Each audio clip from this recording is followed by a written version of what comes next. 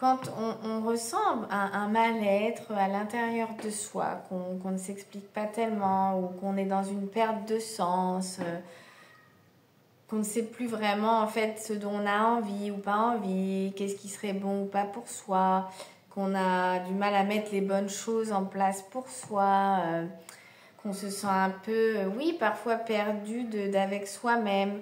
En fait, ça vient très souvent, le plus souvent, hein, d'une profonde déconnexion d'avec soi-même, d'avec qui l'on est vraiment. Je dirais qui l'on est dans son être profond, hein, authentique, et que c'est la tête plus qui avance, qui a pris le relais.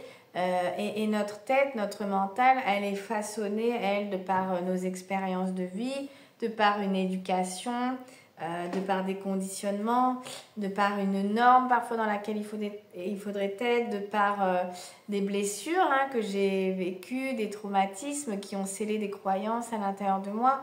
Et donc petit à petit, ça m'a coupé de moi-même et ça m'amène à être, oui, dans le mental, dans le faire, vous voyez, dans l'action et non pas dans l'être que je suis moi vraiment.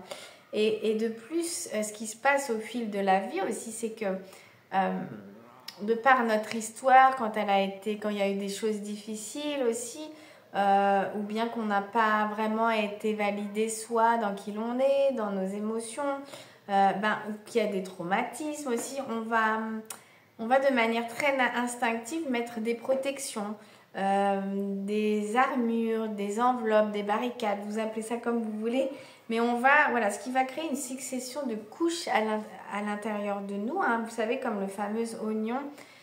Et sauf qu'à force de ces couches, en fait, on se perd d'avec soi-même, là, à l'intérieur, mon être profond, qui je suis moi vraiment, dans mes aspirations, dans mes envies, dans mes besoins, dans ce qui est juste, dans mes élans, ma place, elle est où?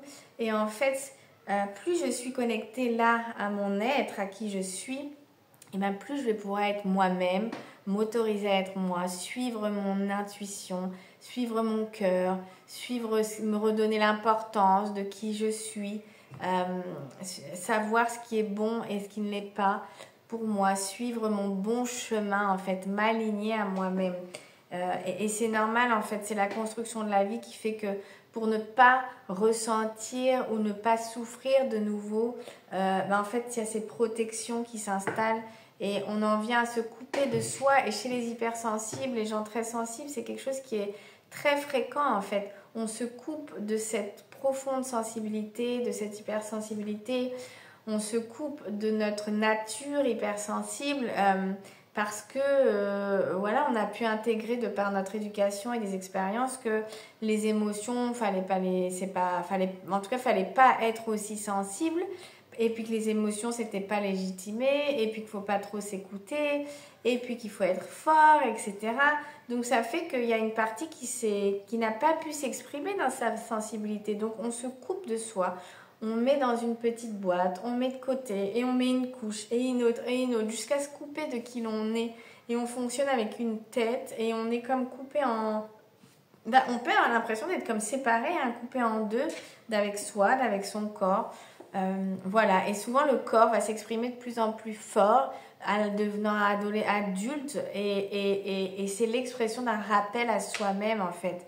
Reviens à là où tu es, viens retrouver qui tu es dans ton histoire, dans ta sensibilité, dans ton hypersensibilité, dans tes besoins, dans tes envies. C'est vraiment un rappel à soi-même, dans son être authentique, d'aller retrouver qui je suis.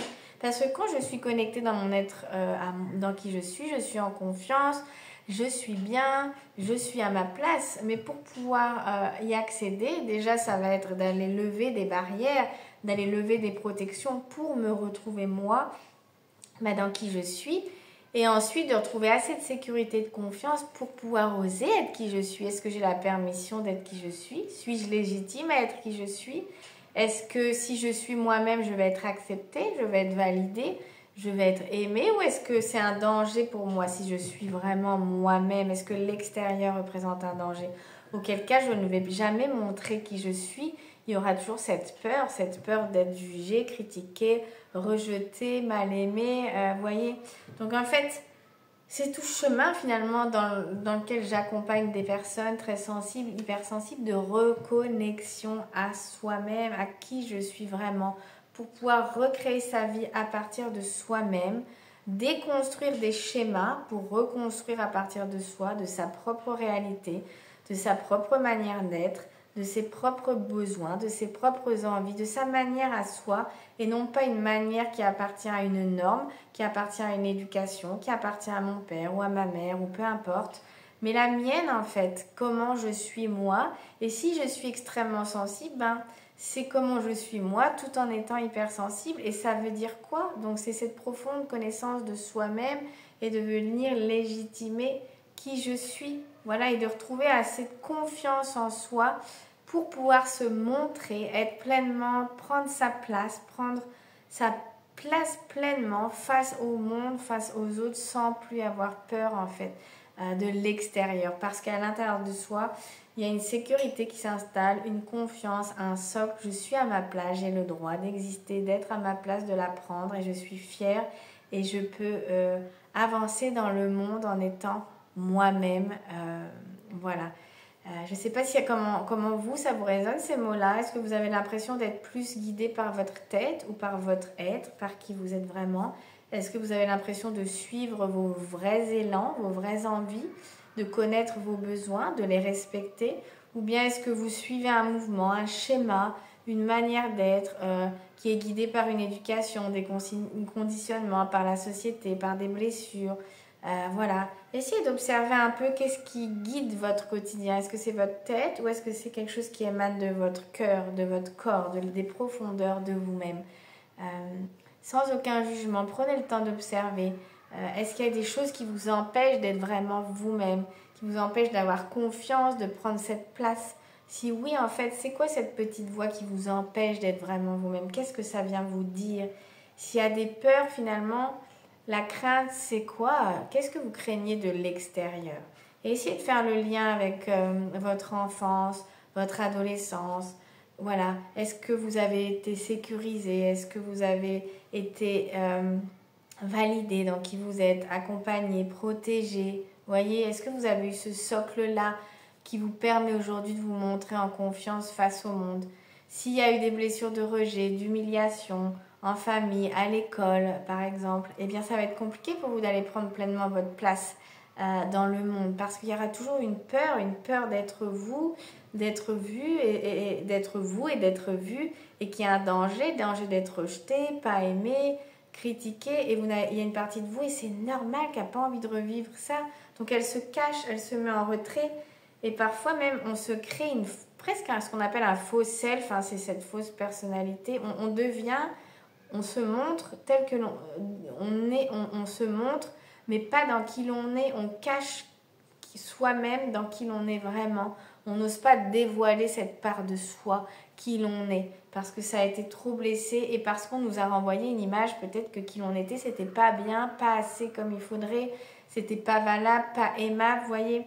Donc en fait, on doute constamment à montrer qui l'on est. Mais ça crée une dissonance, ça crée un conflit parce que on a tellement envie d'être soi-même et pour être heureux, ben on a besoin d'être soi, d'être authentique, d'être qui l'on est et de sentir que qui l'on est c'est bien et c'est assez et de se valider soi-même pour prendre sa place dans le monde. C'est comme cette réalisation de soi, elle passe par être soi-même et s'autoriser à être soi et non plus créer un faux semblant de qui l'on est pour être accepté ou aimé ou par peur de ce que l'extérieur pourrait nous renvoyer. Mais ça demande d'aller chercher à l'intérieur de nous, d'aller retrouver de la sécurité, de la paix à l'intérieur de nous, de l'harmonie, de comprendre quelles sont les parties de nous qui aujourd'hui ont peur, quelles sont celles qui se cachent encore et pourquoi elles se cachent. Elles ont peur de quoi?